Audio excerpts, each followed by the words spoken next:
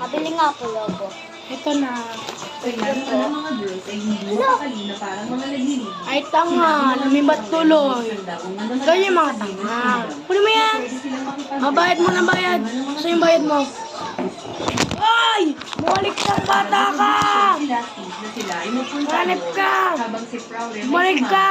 Mayroon siyang kakilala. Sinabihan siya ng kanyang tauhan na mayroon siyang bisita na gusto ay nagulat dahil ito ang bagong trending ng mga prutas ngayon at mabibenta niya ito sa magandang presyo.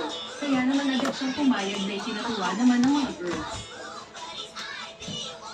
At agad pinakuha niya ang kanyang kagalitan at nais niyang sagaing sumama sa kanilang pabalik habang sila ay patuloy. Malabong buhay pala ang kanyang naging business travel at nagulantang sa mga Ikaw! of course, maliban lamang kay Hero. Pero paano ay nakadarama siya ng pagyaman kinabukasan. Ngunit hindi niya alam kung paano ang kinabukasan.